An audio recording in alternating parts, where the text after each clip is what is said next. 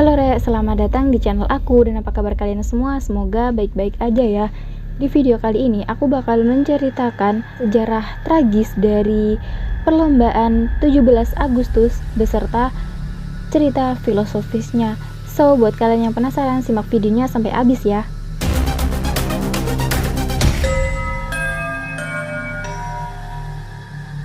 Seperti yang kita ketahui bahwasanya perayaan lomba 17 Agustusan adalah suatu tradisi yang dilakukan oleh masyarakat Indonesia untuk menyambut hari ulang tahun kemerdekaan Republik Indonesia. Nah, meskipun dari tahun ke tahun lombanya sedikit sama atau bahkan mirip-mirip atau bahkan hanya mengulang saja, tetapi antusias dari masyarakat sangatlah ramai, mulai dari anak-anak, remaja, bapak-bapak, sampai emak-emak. Mereka semua antusias dalam menyambut hari ulang tahun kemerdekaan Indonesia ini. Beragam hadiah unik dan menarik pun sering dijumpai hadiah dari perlombaan ini, mulai dari peralatan dapur sampai alat-alat elektronik seperti TV, kipas angin, dan sebagainya. Tetapi meskipun demikian, tidak banyak masyarakat yang tahu bahwa ada sejarah di balik lomba-lomba Agustusan tersebut, dan belum diketahui juga kapan lomba-lomba itu dimulai dan siapa pelopor awal yang mengawali lomba-lomba Agustusan tersebut. Namun, menurut salah satu sejarawan dan budayawan yang bernama J.J. Rizal, ia mengatakan bahwasanya lomba 17 Agustusan itu dimulai pada tahun 1950-an, yang artinya itu adalah tahun kelima hari ulang tahun kemerdekaan Republik Indonesia. Jadi sebelum itu belum ada. Bahkan Presiden Soekarno pun pada saat itu sangat antusias menyambut hari ulang tahun kemerdekaan Indonesia dengan cara mengadakan lomba bersama masyarakat. Dan pada saat itu pula intensitas pertempuran dalam mempertahankan kemerdekaan Republik Indonesia mulai menurun. Oleh karena itu, ibu kota yang sempat dipindahkan ke Yogyakarta akhirnya dikembalikan ke Jakarta. Sebagai ungkapan rasa syukur, oleh karena itu diadakan lomba-lomba di masyarakat yang selama ini kita kenal dengan berbagai macam jenisnya.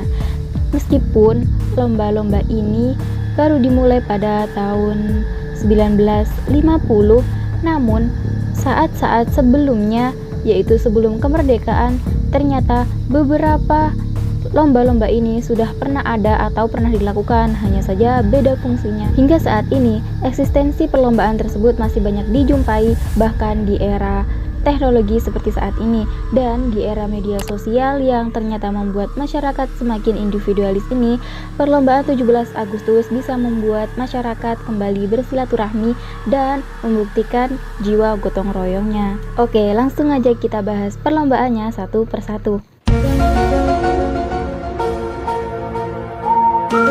Yang pertama yaitu lomba panjat pinang, di mana lomba panjat pinang ini sudah ada sejak penjajahan zaman Belanda. Dahulu, lomba panjat pinang ini dikenal sebagai the climax, yang artinya memanjat tiang.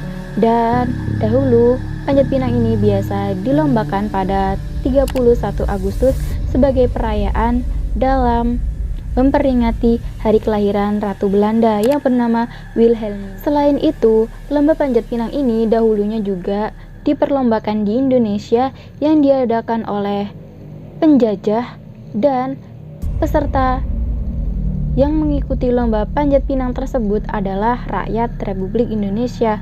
Dan kalau sekarang kan hadiahnya alat-alat elektronik dan lain-lainnya yang menarik dan menyenangkan, tetapi dahulu hadiahnya adalah makanan pokok atau kebutuhan pokok sehari-hari seperti beras, gula, tepung, dan sebagainya. Nah, di situ penjajah menertawakan orang-orang Indonesia yang mengikuti lomba panjat pinang tersebut, dan itu dianggap sebagai lelucon dan penghinaan terhadap kita yang dahulunya dijajah oleh mereka. Oleh karena itu, sampai sekarang perlombaan ini masih digunakan dalam mengingat sejarah panjang usaha Republik Indonesia dalam memerdekakan negara kita. Namun, ada beberapa orang juga yang menentang adanya perlombaan ini sampai saat ini. Selanjutnya adalah lomba makan kerupuk. Kalian tahu kan kalau lomba makan kerupuk itu kerupuknya digantung, terus kita harus berlomba-lomba untuk menghabiskan kerupuk tersebut, dan itu kan agak tinggi, terus kita harus kesusah payahan dalam mencapai kerupuk tersebut. Nah, selain itu tangan kita kan juga ditaruh di belakang gitu kan biasanya. Nah, dari hal tersebut menyiratkan suatu makna filosofis bahwasanya kerupuk digambarkan sebagai makanan yang sederhana, di mana masyarakat dahulu pada zaman penjajahan itu selalu makan dengan makanan yang sederhana dan apa adanya, itu pun masih sangat kesulitan.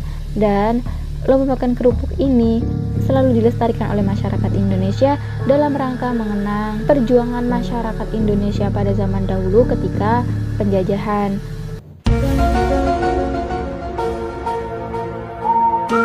Selanjutnya yaitu tarik tambang.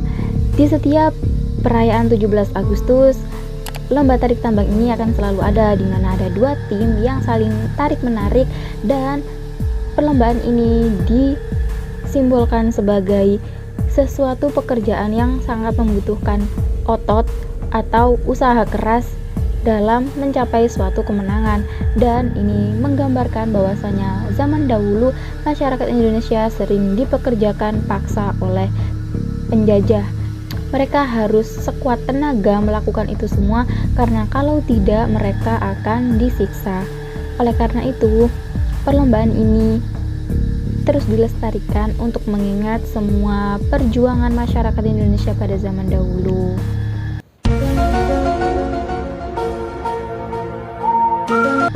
Selanjutnya yaitu lomba balap karung. Hayo, siapa kalian yang belum pernah ikut lomba balap karung? Harus ikut ya. Kenapa? Karena ini adalah salah satu momen terseru di dunia. Jadi balap karung ini tidak jauh dari perlombaan makan kerupuk tadi, di mana ini menggambarkan masyarakat pada zaman dahulu yang masih kesulitan mencari pakaian yang layak. Jadi mereka menggunakan alat-alat seadanya untuk digunakan sebagai sandang mereka, dan salah satunya yaitu karung goni yang sekarang digunakan untuk lomba balap karung. Balap karung ini juga bervariasi, ada yang standar, ada pula yang pakai helm dan sesuai kreasi masyarakat. Yang pasti itu adalah sebagai momen untuk mengingat masa lalu atau pada zaman sebelum kemerdekaan. Jadi bagaimana menurut kalian? Komen di bawah.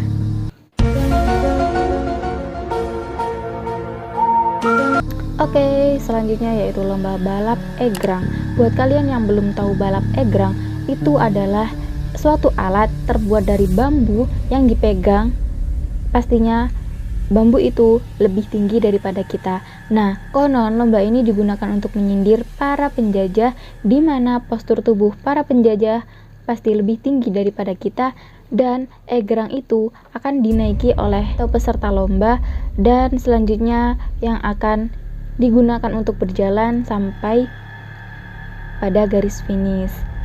Itu adalah sebagai sindiran bahwasanya meskipun mereka postur tubuhnya lebih tinggi daripada kita, namun kita juga berhak untuk merdeka. Oke, sekian cerita aku kali ini. Bagaimana menurut kalian? Komen di bawah ya. Dan buat kalian yang punya kritik dan saran atau ide untuk video selanjutnya, boleh komen di bawah atau DM di Instagram aku @novio.